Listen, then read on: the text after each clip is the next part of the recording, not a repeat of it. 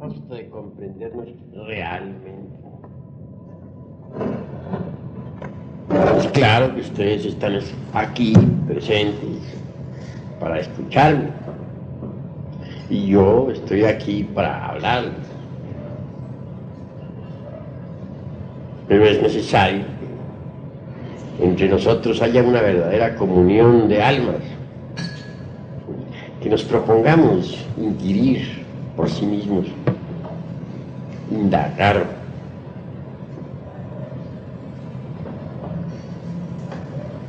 buscar, tratar de saber con el objetivo evidente de lograr una orientación en el camino de la autorrealización íntima del ser.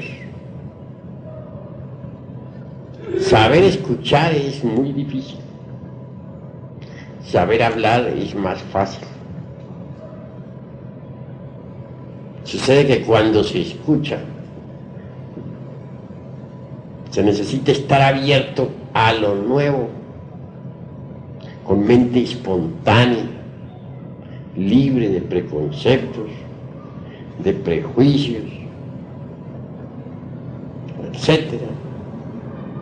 Mas sucede que el ego, el yo, el mí mismo, no sabe escuchar.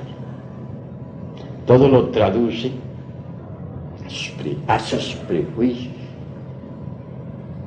Todo lo interpreta de acuerdo con lo que tiene almacenado en el centro formativo.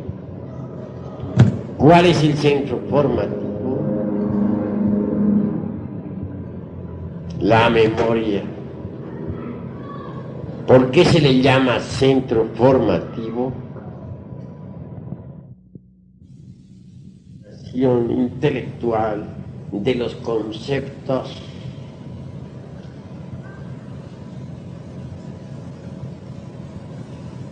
Entendido esto,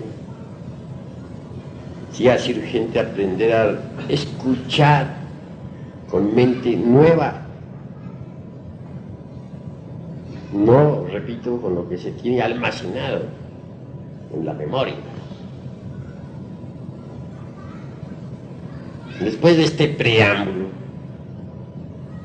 vamos a tratar de ponernos de acuerdo ustedes y yo sobre conceptos, ideas, etc. Ante todo, es urgente saber si el intelecto por sí mismo puede llevarlo alguna vez a uno a la experiencia de lo real.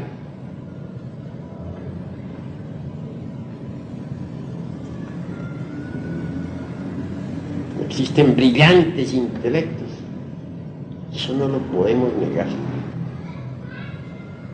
pero estos nunca han experimentado eso que es la verdad.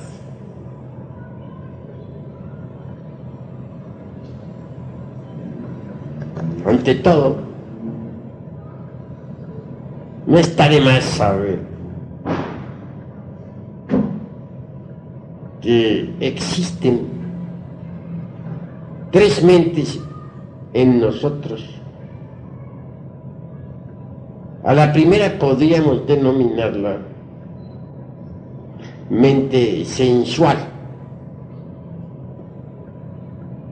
a la segunda, pero pensemos un poco en lo que es esta mente sensual que todos usamos diariamente. No hay duda que elabora sus conceptos de contenido con los datos aportados por los 5 sentidos. Y con esos conceptos de contenido forma sus razonamientos. Miradas las cosas desde este ángulo, es obvio que la razón subjetiva o sensual tiene por basamento las percepciones sensoriales externas. Si como único resorte de sus funcionalismos están exclusivamente los datos aportados por los 5 sentidos, indubitablemente no tendrá acceso totalmente a algo que se escape del círculo vicioso de las percepciones sensoriales externas. Eso es obvio. Nada podrá saber talmente sensual sobre lo real, sobre los misterios de la vida y de la muerte, sobre la verdad, sobre Dios, etc. Pues ¿de dónde podría sacar talmente información si su única fuente de nutrición son los datos aportados por los sentidos? Obviamente no tiene con qué poder conocer lo real. Me viene en estos momentos a la memoria algo muy interesante. Hubo una vez un gran congreso en Babilonia, en la época de los esplendores egipcios. Vinieron gentes de Asiria, Egipto, Fenicia, etc., al citado congreso.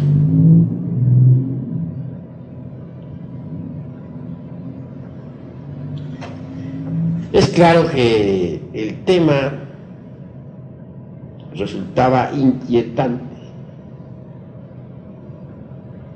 Se quería saber, a base de puras discusiones analíticas,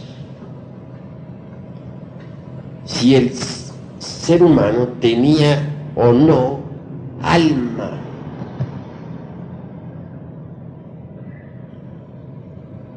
Entonces,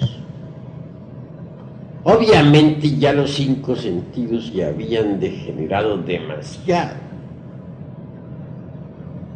Solo así podemos explicarnos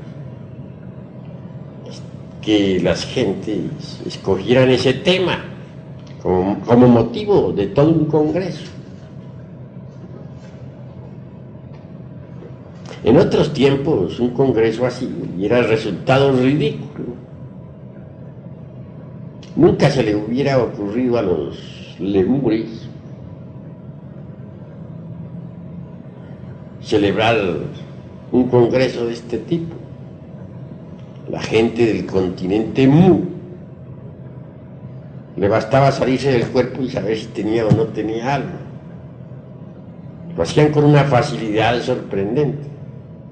No estaban propiamente atrapados por el organismo físico, de manera que un tema de este tipo solamente podría ocurrirle a una humanidad ya involucionada, decadente, degenerada.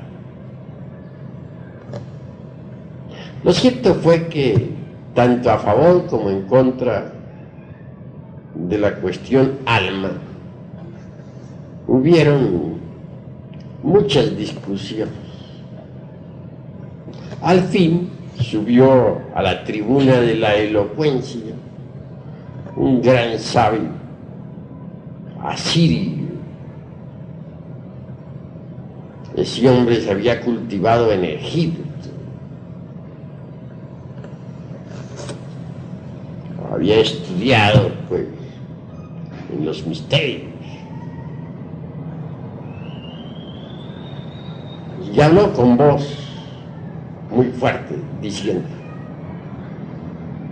la razón nada puede saber sobre la verdad, sobre lo real,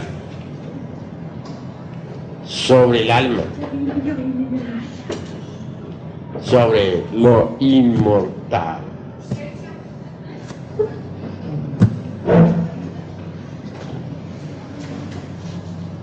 La razón, lo mismo sirve para sostener una teoría espiritualista que una materialista. Podría elaborar una tesis espiritual con una lógica formidable. También podría estructurar por oposición una tesis de tipo materialista,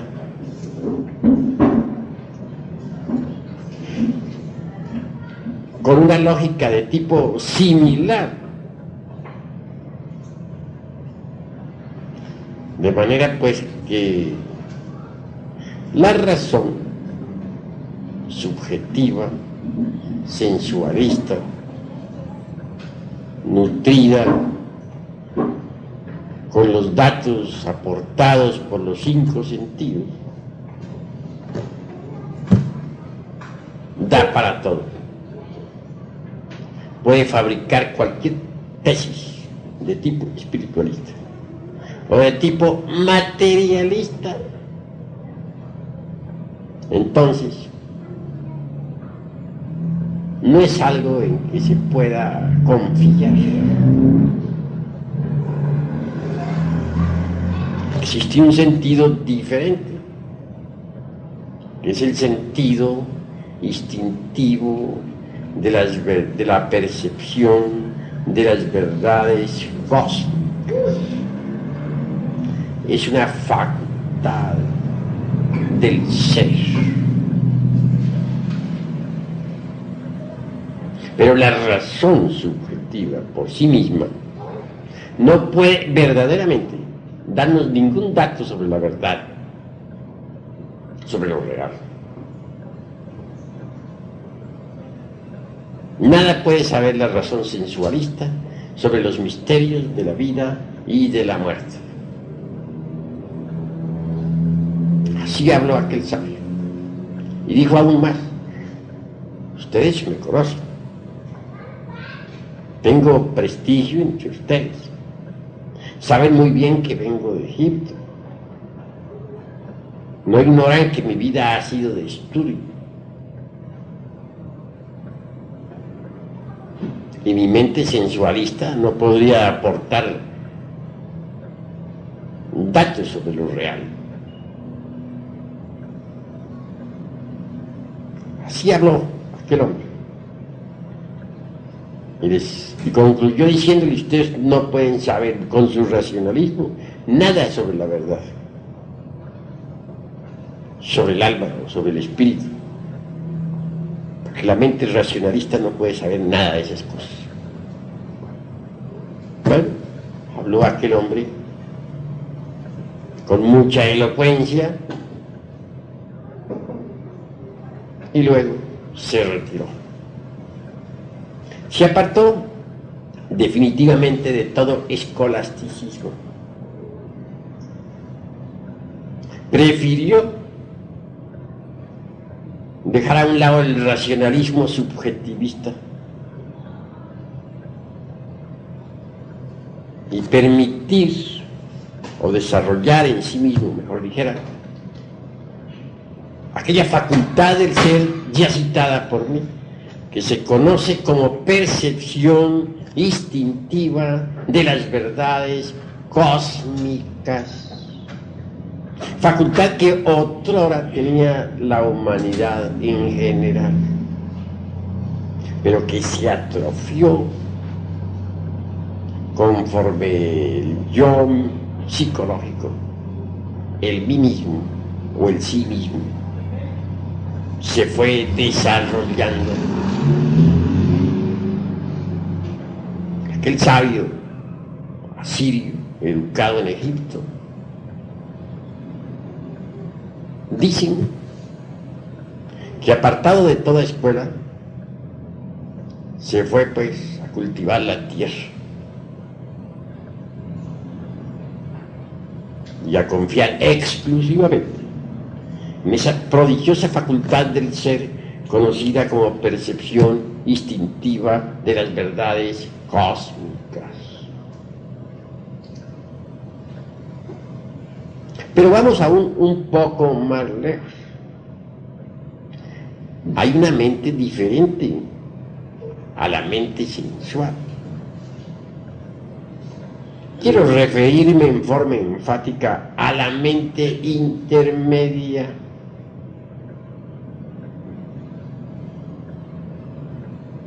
En esa mente intermedia encontramos las creencias religiosas de todo tipo. Obviamente los datos aportados por las religiones al fin y al cabo tienen cabida en la mente intermedia.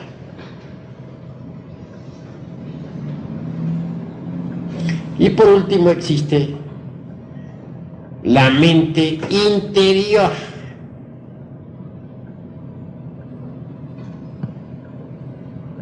Esto es algo que debemos esclarecer. La mente interior en sí misma y por sí misma funciona exclusivamente con los datos aportados por la conciencia del ser.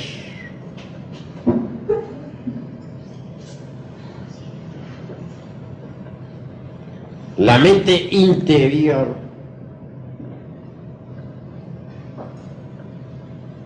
no podría jamás funcionar sin esos datos que proporciona la conciencia interior del ser. He ahí las tres mentes. La mente sensualista en el Evangelio es conocida con todas sus teorías y demás como la levadura de los saduceos. Jesús el Cristo advierte diciendo: cuidaos de la levadura de los saduceos, es decir, de las doctrinas materialistas, ateístas, como la dialéctica marxista. Ese tipo de doctrinas corresponde exactamente a la doctrina de los saduceos, de que habla el Cristo.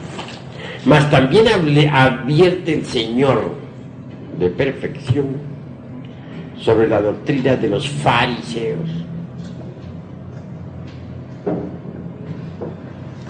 Esa doctrina de los fariseos corresponde a la mente intermedia. ¿Quiénes son los fariseos? Son aquellos que asisten a sus templos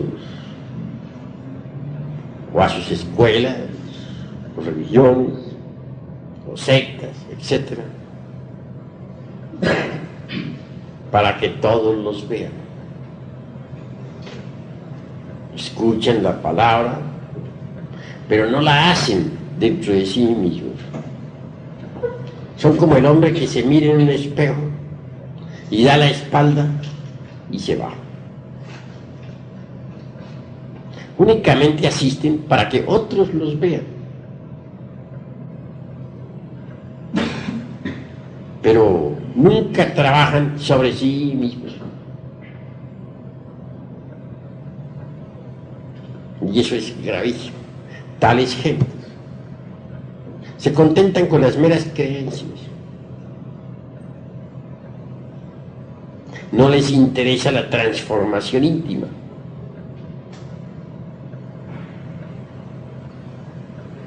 Total, pierden su tiempo miserablemente y fracasan. Cuidémonos pues de la levadura de los saduceos y de los fariseos. Y pensemos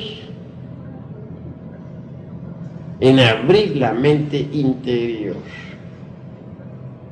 ¿Cómo la abriremos? Pues sabiendo pensar psicológicamente.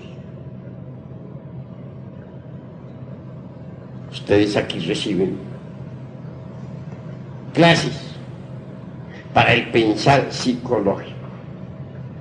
Si uno aprende a pensar psicológicamente, logra al fin abrir la mente interior.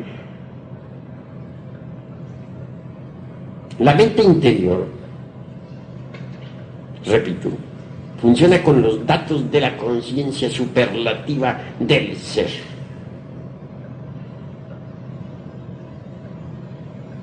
Entonces, experimenta, gracias a eso, la verdad de los diversos fenómenos de la naturaleza.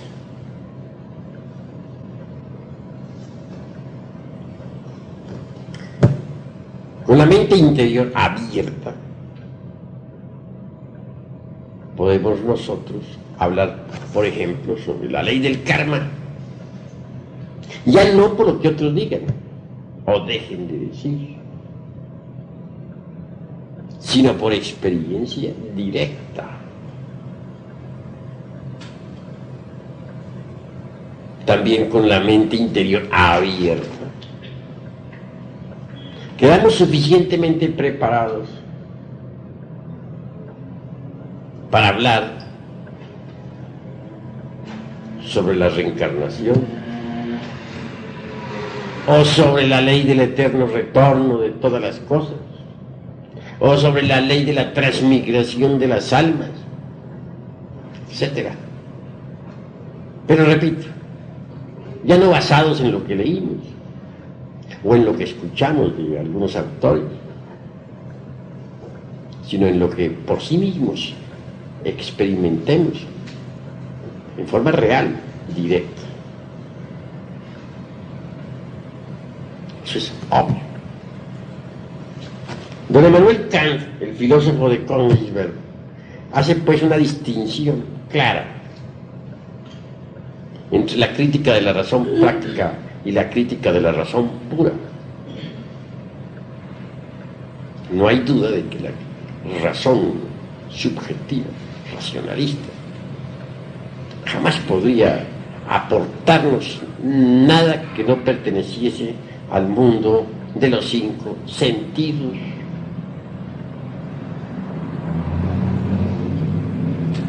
El intelecto por sí mismo es racionalista y subjetivo. Si un intelectual oye hablar un tema sobre reencarnación, sobre karma, exigirá pruebas, demostraciones, como si la razón como si las verdades que solo pueden ser percibidas por la mente interior pudiesen ser demostradas a la mente sensualista. Eso es exigir pruebas sobre eso en el mundo del sensorial externo. equivale tanto como a exigirle a un bacteriólogo que estudie los microbios con el telescopio, o como exigirle a un astrónomo que estudie astronomía con un microscopio. Pruebas se exige, pero las pruebas no se las puede dar a la razón subjetiva, porque la razón subjetiva o sensualista no tiene que ver nada con aquello que no pertenezca al mundo de los 5 sentidos. Y temas como el de la reencarnación, el karma, la vida post-mortem, etc., son de hecho exclusividad de la mente interior, jamás de la mente sensual. A la mente interior sí se le puede demostrar, pero ante todo se exige del candidato a una demostración que haya abierto su mente interior. Si no la ha abierto, ¿cómo haríamos para hacerle una demostración de ese tipo?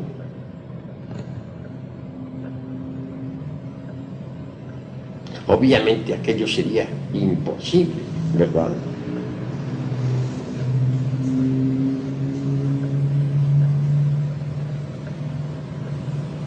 Visto esto con claridad, conviene que ahondemos ahora un poco en la cuestión de facultades. El intelecto por sí mismo es una de las facultades más toscas en los niveles del ser. Si queremos volver todo intelecto, jamás llegaremos a la aprehensión de las verdades cósmicas. Indubitablemente,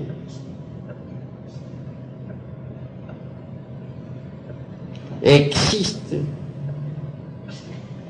más allá del intelecto, otra facultad de cognición.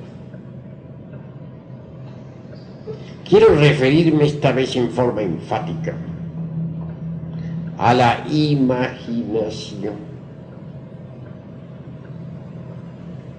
Mucho se ha subestimado a tal facultad.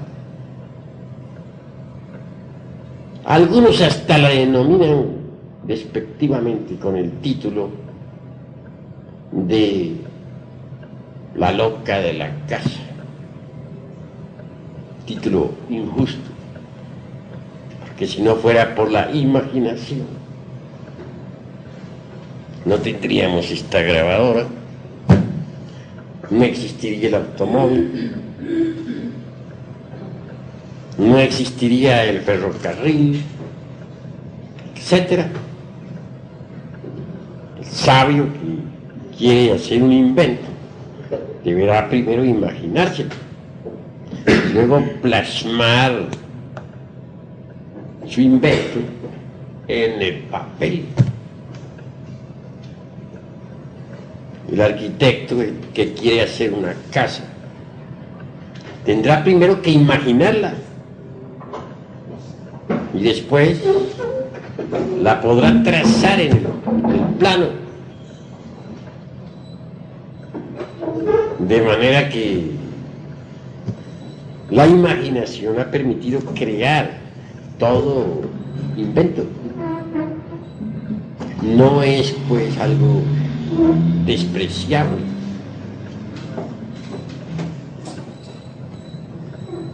Que hay varias clases de imaginación, no lo podemos negar.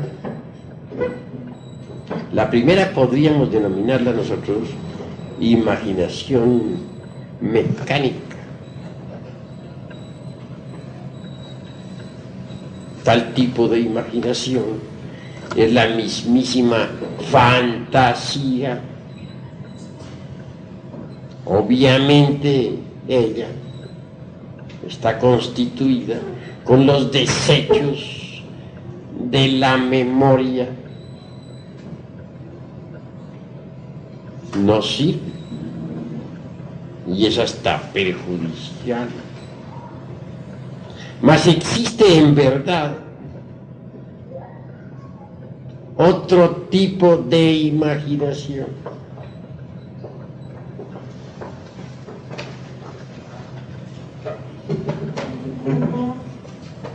Esta es en realidad la imaginación intencional, o sea, la imaginación consciente.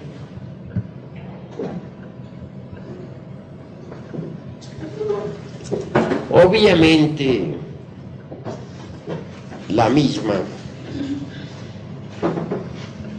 puede desarrollarse espléndidamente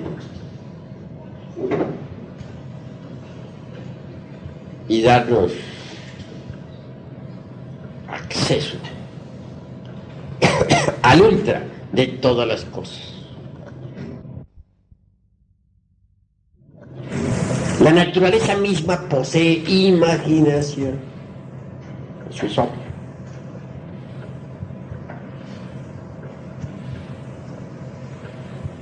Si no fuera por la imaginación, todas las criaturas de la naturaleza estarían ciegas.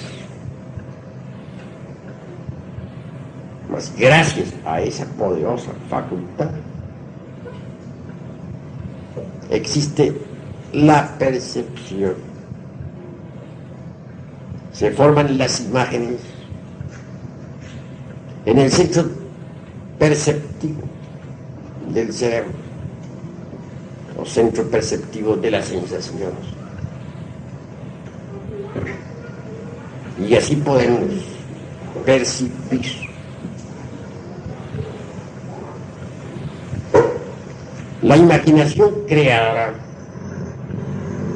de la naturaleza. Ha dado origen a las múltiples formas existentes en todo lo que es. Me refiero a épocas como la de los hiperbóreos o prelemurios. No se usaba el intelecto, sino la imaginación. Entonces el ser humano era inocente y el maravilloso espectáculo del cosmos se reflejaba como en un lago cristalino sobre su imaginación. Era otro tipo de humanidad. Hoy causa dolor ver cómo muchas gentes han perdido ya hasta la mismísima imaginación. Es decir, se ha degenerado espantosamente esta preciosa facultad.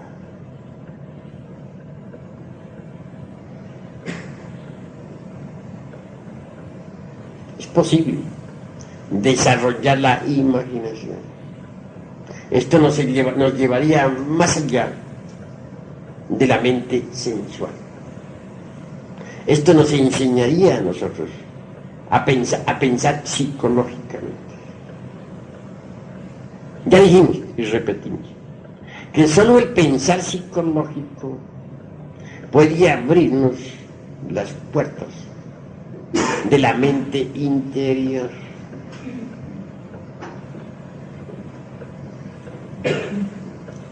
Si uno desarrolla la imaginación,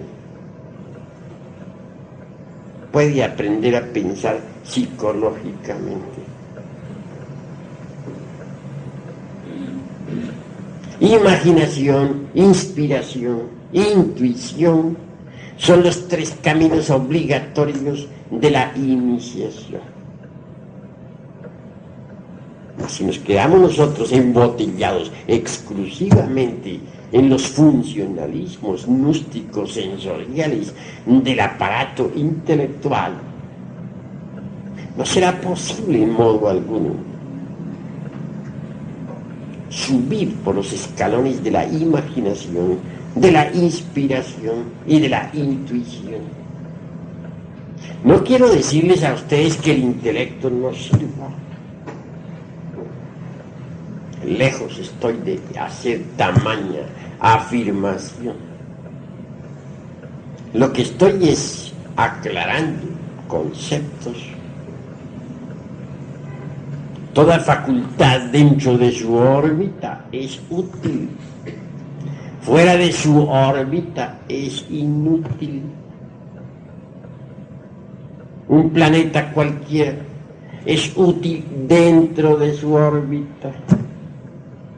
Fuera de su órbita es inútil y catastrófico. Lo mismo son las facultades del ser humano.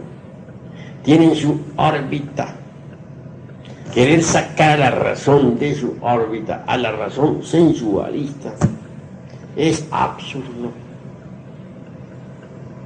¿Por qué caer en el escepticismo materialista? Muchas gentes. ¿A qué se debe que aún los estudiantes del pseudoesoterismo y pseudoocultismo tan en boga en estos tiempos estén luchando siempre contra las dudas?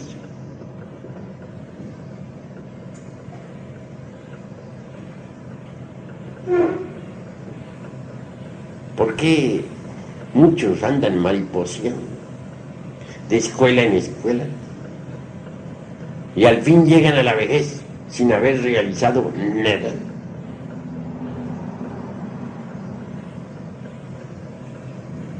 A través de la experiencia he podido observar que aquellos que se quedan embotellados en el intelecto fracasan. O aquellos que quieren comprobar con el intelecto las verdades que no son del intelecto, fracasan. Cometen estos el error de querer estudiar astronomía, hablando en forma simbólica, con el microscopio, o estudiar bacteriología con el telescopio. Dejemos a cada facultad en su lugar, en órbita. No la saquemos de su órbita.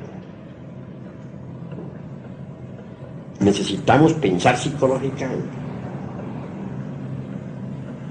Y es obvio que debemos rechazar de plano la doctrina a levadura de los saduceos y de los fariseos y aprender a pensar psicológicamente. ¿No sería esto posible si continuáramos embotellados dentro del intelecto? Entonces más vale que empecemos a subir por la escala de la imaginación. Posteriormente pasaremos al segundo escalón, que es el de la inspiración, y al fin llegaremos a la intuición. Pero veamos cómo se desarrolla la imaginación.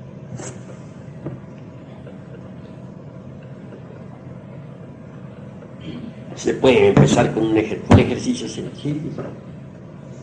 Muchas veces hablé yo sobre el ejercicio del vaso con agua.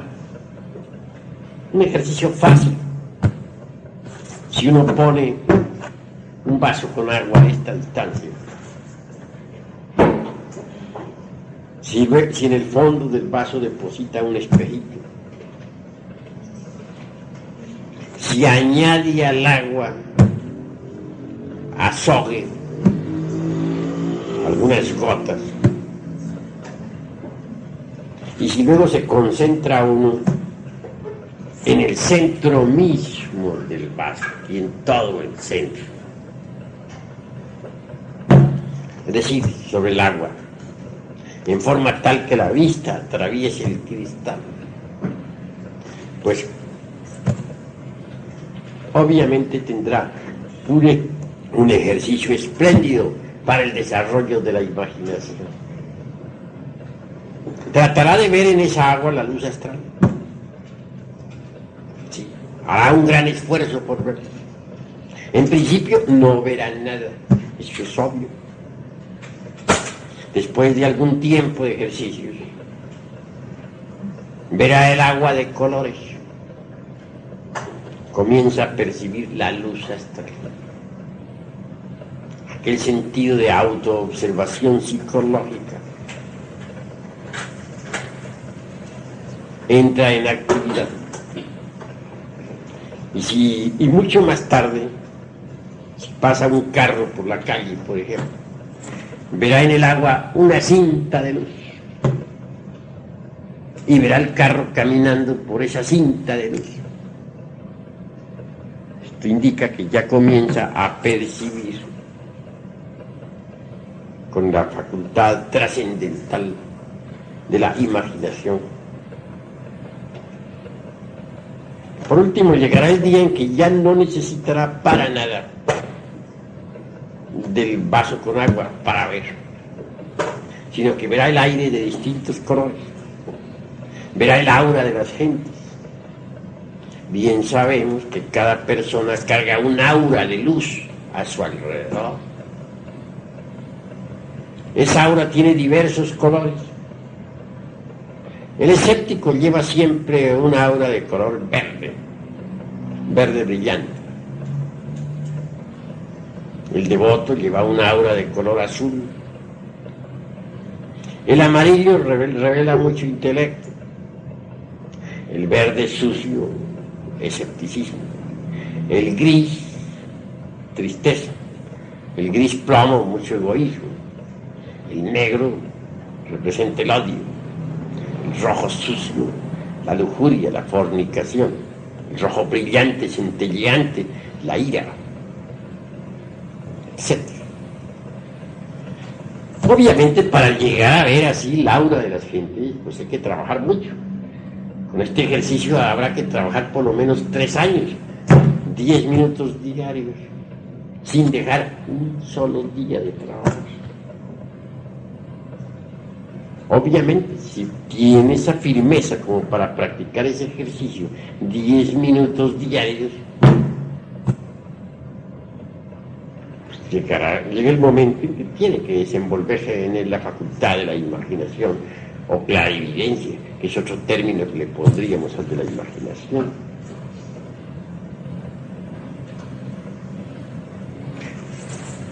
Pero ese no sería el único ejercicio para el desarrollo de esa preciosa facultad. Se necesita algo más. Se necesita de la meditación. Sentado uno en un cómodo sillón, con el cuerpo perfectamente relajado, o acostado en su lecho, pero con el cuerpo relajado y con la cabeza hacia el norte, debe imaginar algo de un rosario. Esta ha sido cuidadosamente sembrada en una tierra negra y fértil. Imaginemos que la regamos con el agua pura de vida. Continuando con este proceso imaginativo, trascendental y trascendente a su vez, visualicémosla en el proceso de crecimiento, cómo el tallo brota al fin, cómo se desenvuelve maravillosamente, cómo surgen las espinas de entre aquel tallo, y al fin echa ramas diversas.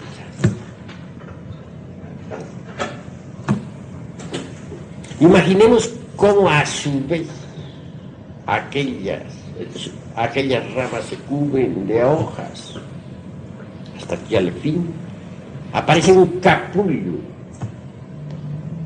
que se entreabre deliciosamente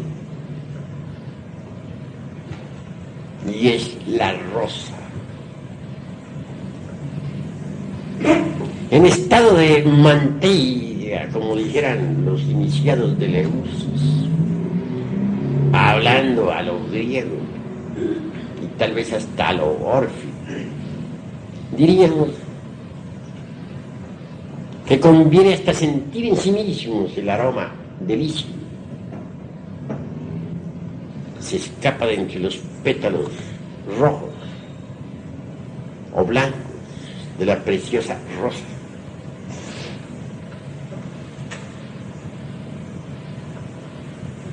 La segunda parte del trabajo imaginativo consistiría en visualizar con entera claridad meridiana el proceso del morir de todas las cosas. Bastaría imaginar cómo aquellos pétalos olorosos van cayendo poco a poco, marchitos y sin vida. Como aquellas ramas, otrora fuertes, se convierten después de algún tiempo en un montón de leños. Y al fin llega el huracán, el viento, y arrastra a todas las hojas y a todos los leños. Es una meditación de fondo sobre el proceso del nacer y del morir de todas las cosas. Este ejercicio, practicado en forma asidua, diariamente, y es claro que a la larga vendrá a darnos la percepción interior profunda de aquello que podríamos denominar mundo astral.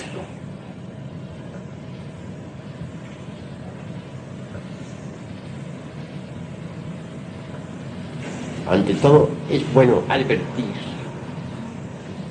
a todo aspirante que cualquier ejercicio esotérico, incluyendo este ya citado, requiere de parte del discípulo la continuidad de propósitos. Porque si practicamos hoy y mañana no,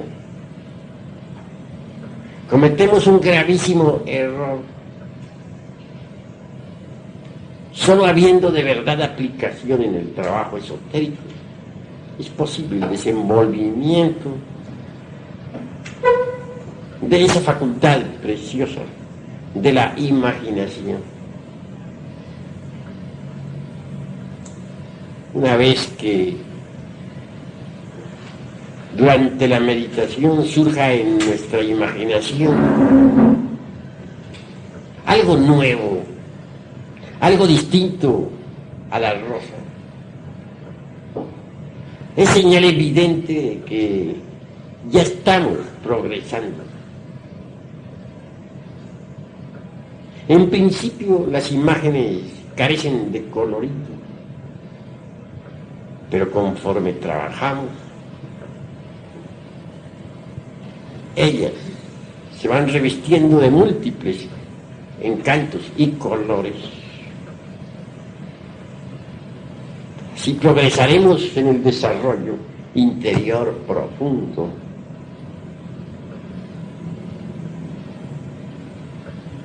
Un paso más avanzado en esta cuestión nos llevaría a la recordación de nuestra vida y de nuestras vidas anteriores. Incuestionablemente quien haya desarrollado en sí mismo la facultad imaginativa, bien podría tratar de capturar o de aprehender con este diáfano o translúcido el último instante de su pasada existencia. Entonces, en ese espejo lúcido de su imaginación, se reflejaría un lecho de moribundo, si es que en cama fallecimos, porque entre paréntesis alguien podría morir en un campo de batalla o por un accidente.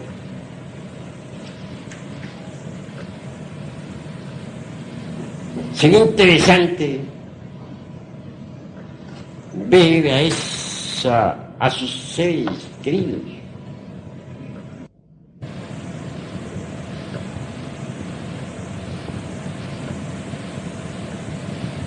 continuando con este proceso tan maravilloso del desarrollo relacionado con la imaginación. Podría intentarse conocer ya no solamente el último instante de su vida anterior, sino el penúltimo, el trasantepenúltimo, los últimos años, los penúltimos, hasta la juventud, la adolescencia, la niñez, y así venir a recapitular preciosamente toda la vida pasada. Similarmente, esto, llevado más lejos, nos permitiría también capturar cada una de nuestras vidas anteriores. Y así vendríamos por experiencia directa, viva, a verificar la realidad de la ley del eterno retorno de todas las cosas. No es el intelecto precisamente el que puede verificar esa realidad. Con el intelecto podemos discutir tal tema, o afirmarlo, o negarlo, pero eso no es verificación.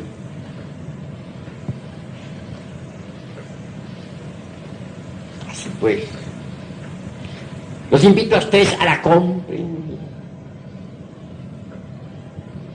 La imaginación les abrirá las puertas de los paraísos elementales de la naturaleza. Y con la imaginación tratamos de percibir un árbol. Si meditamos en el mismo, veremos que está compuesto de multitud de pequeñas celulosas,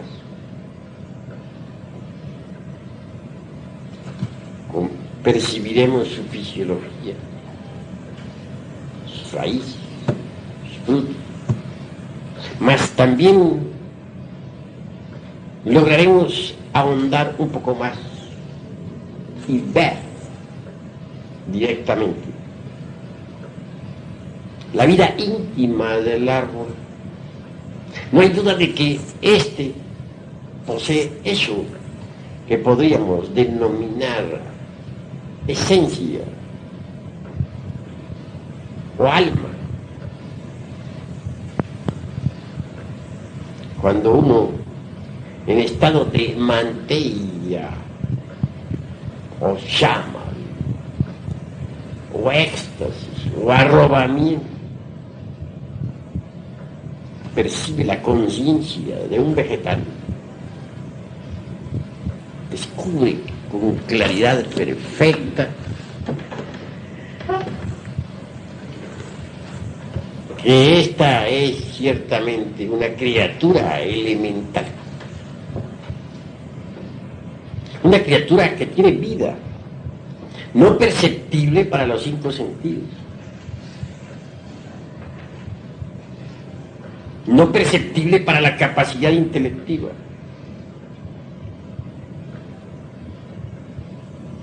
excluida completamente del terreno gnóstico sensorial,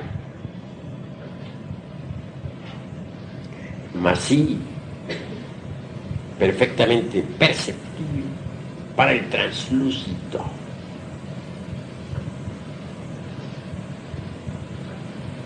Interesante, resulta que en pasos posteriores se puede llegar a conversar, a platicar con ese elemental.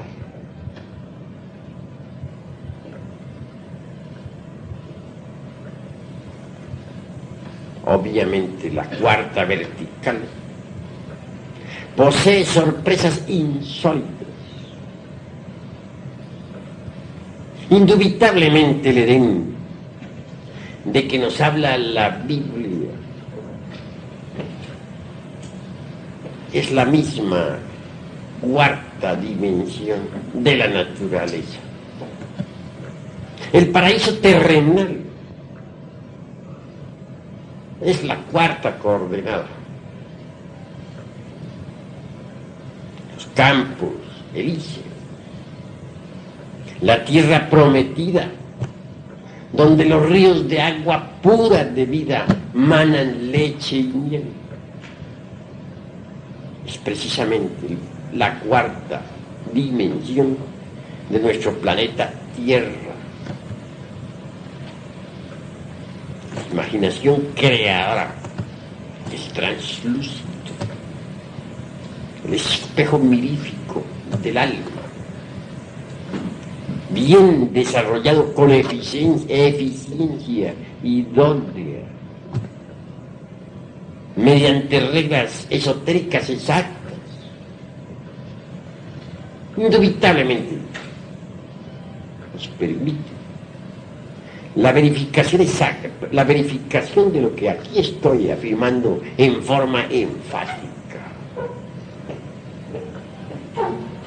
Así pues, yo les invito a ustedes claramente al análisis superlativo de todo esto. Yo les invito a el desarrollo de esa facultad cognoscitiva, conocida siempre como imaginación. Es una facultad extraordinaria.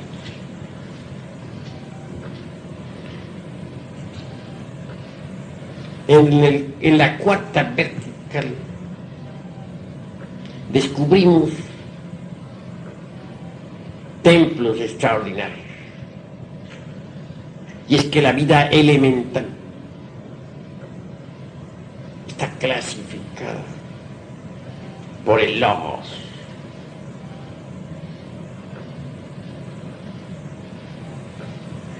Una es la familia, por ejemplo, de los naranjales, y otra la de los eucaliptos. Para cada familia vegetal existen templos de la naturaleza. Los devas citados por los textos teosofistas, pseudoesoteristas o ocultistas, gobiernan la vida elemental. Estos devas son hombres perfectos en el sentido más completo de la palabra, iniciados, que saben manipular las leyes de la naturaleza. La imaginación creadora le permite a uno, pues, verificar por sí mismo que la Tierra no es un organismo muerto, algo rígido, una costra física desprovista de vida. imaginación creadora le permite a uno saber por sí mismo que la Tierra es un organismo vivo. Me viene en estos momentos a la memoria la afirmación aquella neoplatónica de que el alma del mundo está crucificada en la tierra. Esa alma del mundo es un conjunto de almas, un conjunto de vidas que palpitan y tienen realidad. Para las gentes hiperbóreas, los volcanes, los mares profundos, las vetas de los metales, las gargantas de las montañas, el huracanado viento, el fuego flamígero,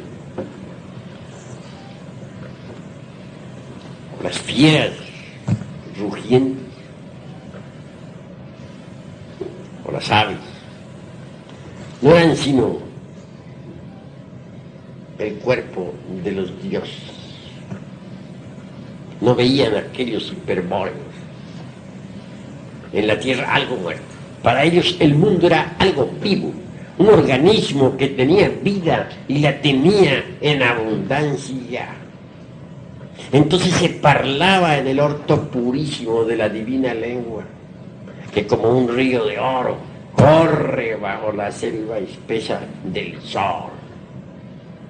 Aquel que sabía tañir la lira arrancaba de la misma las más extrañas sinfonías. Todavía por esos tiempos no había caído sobre el pavimento del templo la lira de Orfeo hecha pedazos. Esos eran otros tiempos. Esa era la época de la antigua Arcadia, cuando se rendía culto a los dioses de la aurora y cuando se festejaba cada nacimiento con fiestas místicas, trascendentales. Si ustedes desarrollaran en forma eficiente la facultad de la imaginación, no solamente podrían recordar sus vidas anteriores, sino comprobar en forma específica lo que aquí, con claridad completa, estoy expresando didácticamente. Mas la imaginación en sí misma y por sí misma no es más que el primer escalón. Un segundo escalón más elevado nos lleva a la inspiración. La facultad de la inspiración nos permite platicar cara a cara con toda partícula de vida elemental. La facultad de la inspiración nos permite sentir en nosotros mismos el palpitar de cada corazón.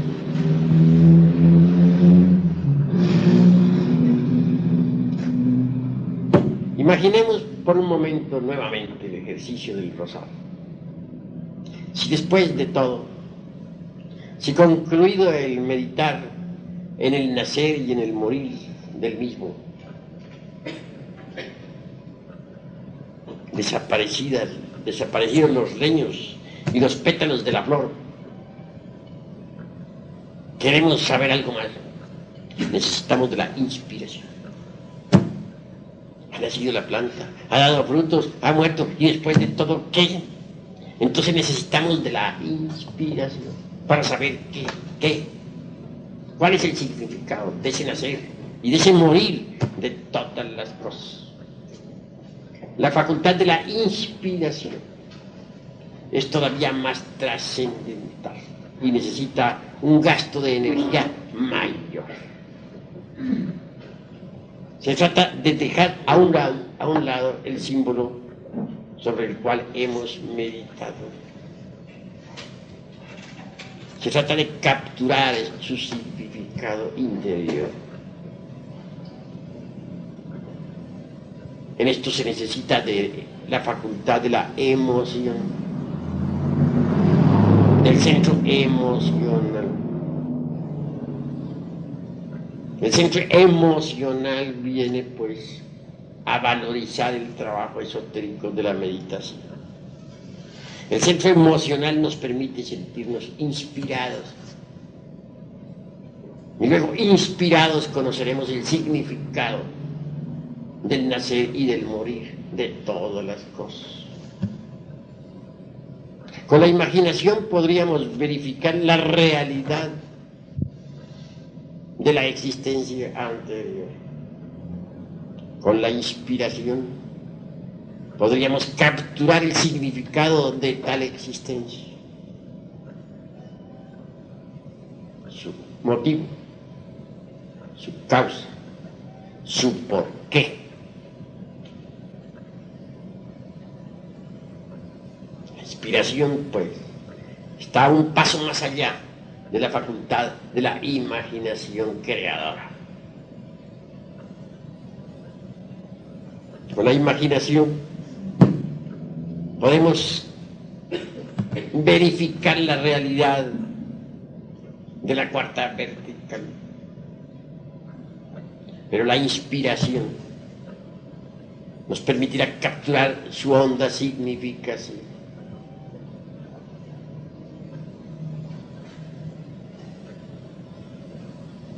Por último, más allá de la facultad de la imaginación y de la inspiración, tenemos que llegar nosotros a las cimas de la intuición. Así pues, imaginación, inspiración, intuición son las tres escalas de la iniciación. La intuición es algo diferente.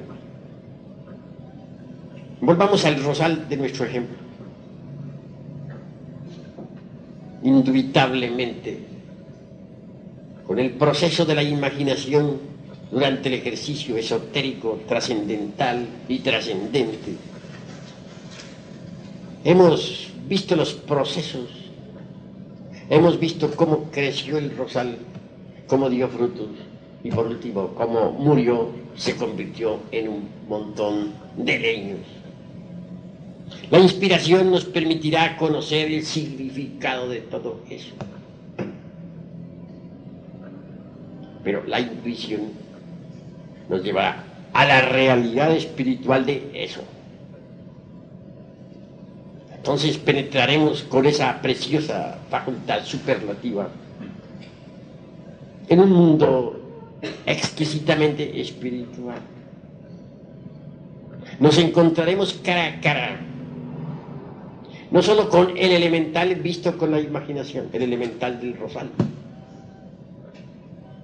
sino aún más, nos encontraremos con la chispa virginal o la mónada divinal o partícula ígnea suprema del rosal. Penetraremos en un mundo donde hallaremos a los Elohim, creadores citados por la Biblia, mosaica o hebraica. Veremos a toda la hueste creadora del ejército de la palabra. Es decir, hallaremos al demiurgo creador del universo. Es esa intuición la que nos permitirá platicar cara a cara con los arcangeloi, con los tronos, que ya no serán para nosotros una mera especulación o creencia, sino una realidad palpable, manifiesta. La intuición podrá permitirnos el acceso a las regiones superiores del universo y del cosmos. Por medio de la intuición podremos estudiar cosmogénesis, antropogénesis, etc. La intuición nos permitirá penetrar en los templos de la fraternidad universal blanca, en los templos de los Elohim, o Prajapatis, o Kumaras, o tronos. La intuición nos permitirá conocer la génesis de nuestro mundo. Con la intuición podremos asistir a la aurora misma de la creación. Saber, no por lo que haya dicho alguien, sino por vía directa, cómo surgió este mundo de entre el caos, en qué forma fue creado, de qué manera hizo aparición dentro del concierto de los mundos.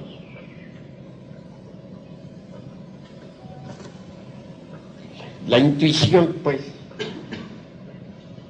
nos permitirá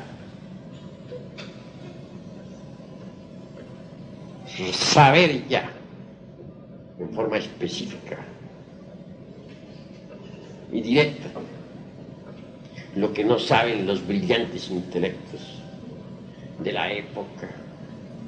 Pues existen muchísimas teorías en relación con el mundo, con el universo, con el cosmos. Y estas pasan de moda constantemente, como los remedios de farmacia, como las modas de las damas o de los caballeros. A una teoría le sigue otra y a otra, otra. Y al fin y al cabo el intelecto no hace sino especular y fantasear a lo lindo, sin poder experimentar jamás lo real. Pero la intuición le permite a uno conocer lo real. Es una facultad cognoscitiva trascendental. Grandioso es poder asistir al espectáculo del universo,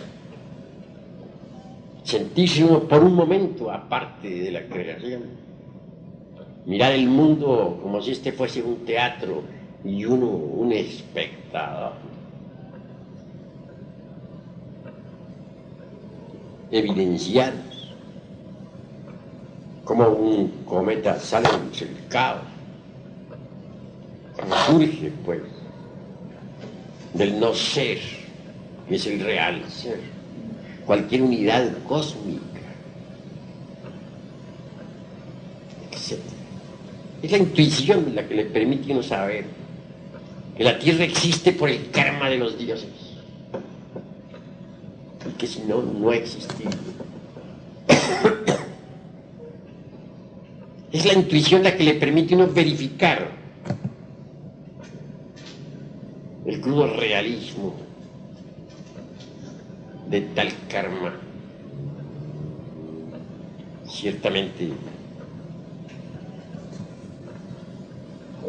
aquellos Elohim, Prajapatis o ángeles, que en su conjunto constituyen lo divinal,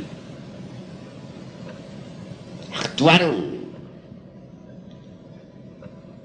en un pasado ciclo de manifestación, mucho antes de que la Tierra y el sistema solar hubieran surgido a la existencia. Veamos un caso muy simpático. Mucho se discute sobre la Luna. Piensan muchas gentes de que este es un pedazo de tierra lanzado por la fuerza centrífuga del universo al espacio. Algo así como quien dispara un cohete atómico.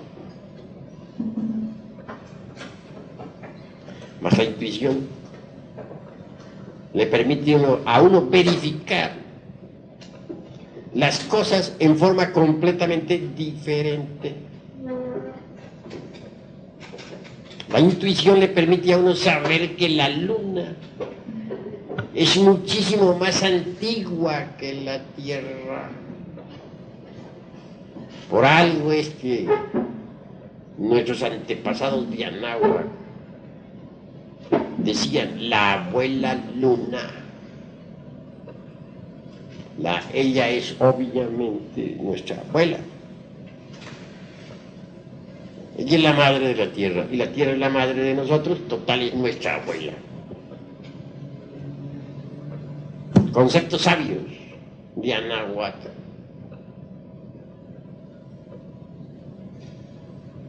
La Tierra realmente surgió mucho más tarde, en el devenir de los siglos.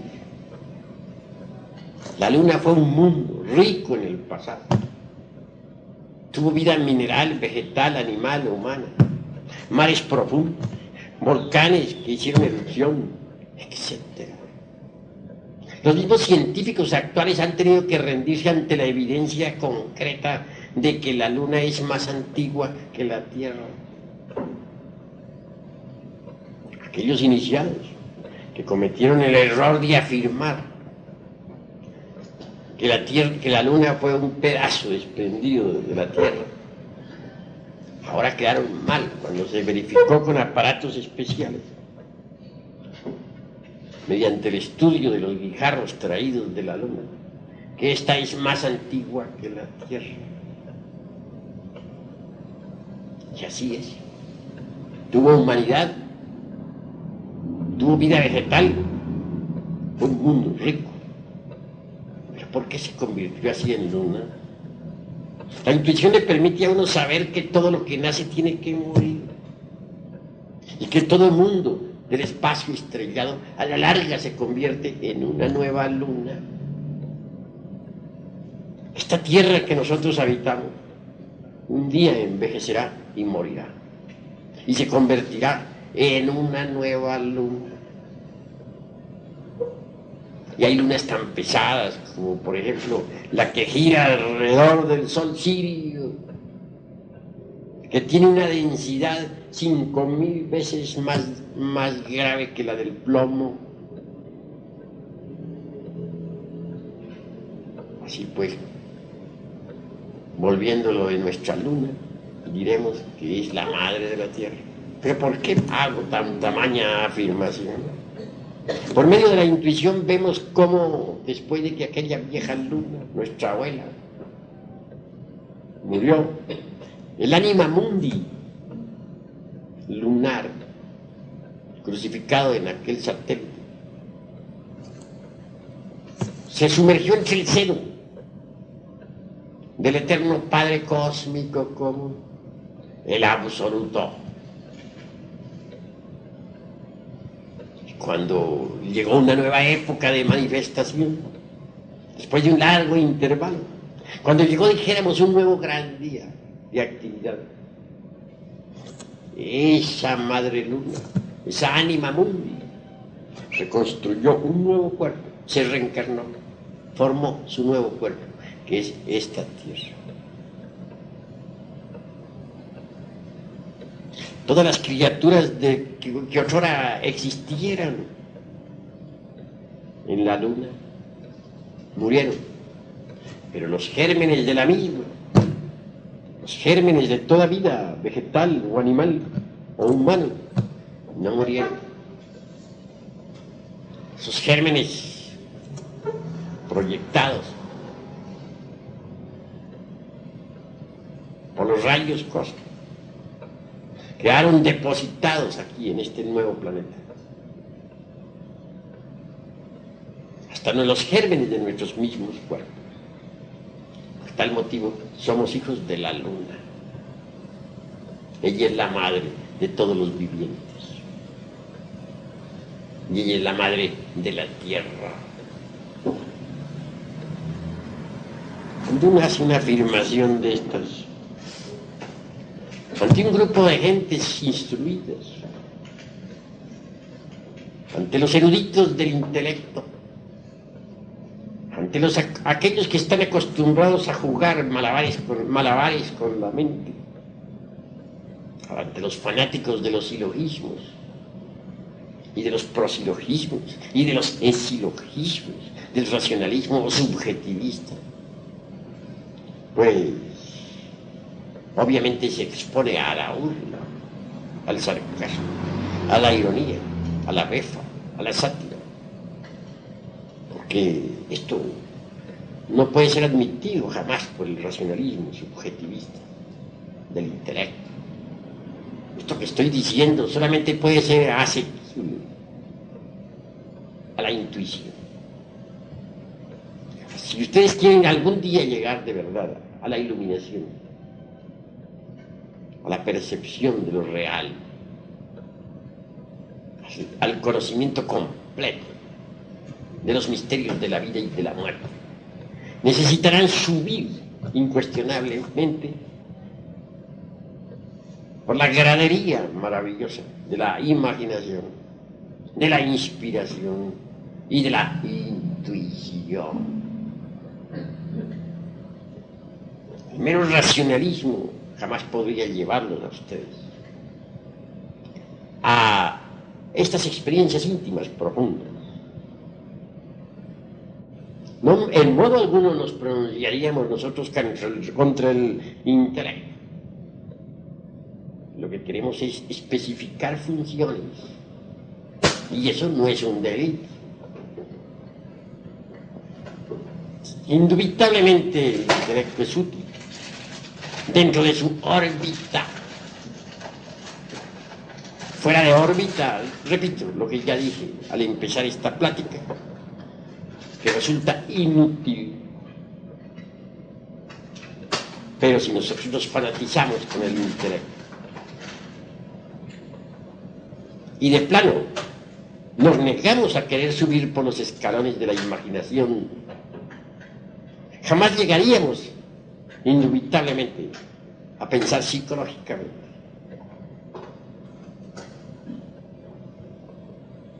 Quien no sabe si pensar psicológicamente queda atrapado con exclusividad absoluta por lo gnóstico sensorial.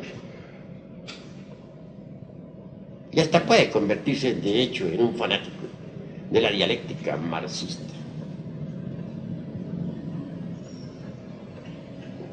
Solo el pensar psicológico abrirá la mente interior. Eso es obvio. Quien ha subido por los escalones de la inspiración y de la intuición, indubitablemente, de hecho, ha abierto las puertas maravillosas de la mente interior. Surgen los intuitos desde adentro, se expresan a través de la mente interior. Es decir, la mente interior sirve de vehículo a los intuitos. Esta mente interior es la misma razón objetiva, especificada claramente por un Gurdjieff, o por un Ouspensky, o por un Collin, o por un Nicol. Poseer razón objetiva es haber abierto la mente interior. Y la mente interior funciona exclusivamente con los intuitos, con los datos del ser, de la conciencia, de lo superlativo, de lo étnico, de aquello que es trascendental y trascendente en nosotros, y no de otro modo. Bien, habiendo planteado este tema, queda abierta la discusión. El que quiera preguntar algo puede preguntarlo con la más entera libertad. El que no esté de acuerdo puede refutar libremente, porque aquí hay libertad de palabra para todos. De manera que puede hablar. Maestro, me gustaría saber si existe alguna diferencia entre intelecto y mente. Pues el intelecto y la mente en el fondo son lo mismo. Pero la mente no cultivada no es intelecto. La mente cultivada es intelecto. Alguien podría ser muy inteligente y sin embargo no poseer intelecto. Así pues, no hay diferencia sustancial, sino accidental. Distínguase entre potencia y accidente, de acuerdo con la lógica formal.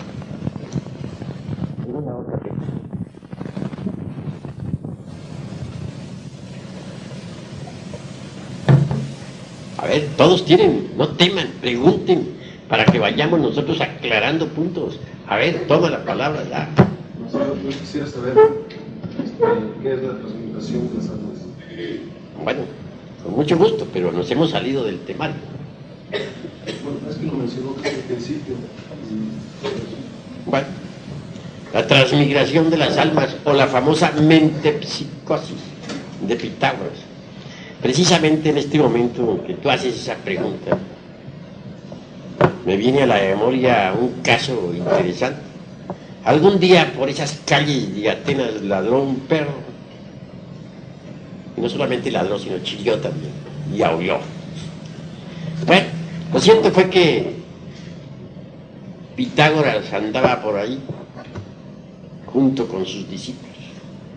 Enojado, uno de sus discípulos le dio de patadas al pobre can.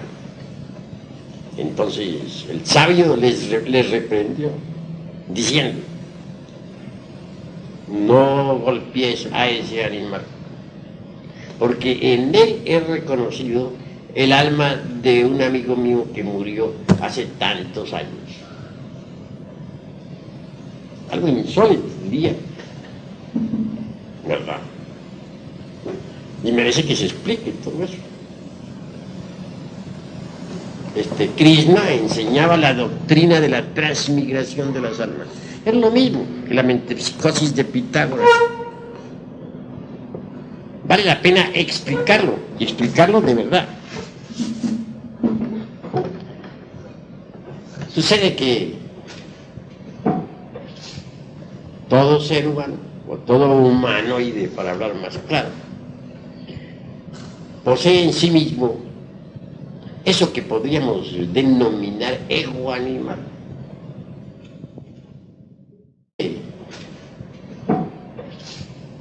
Todo ser humano, o todo humanoide, para hablar más claro,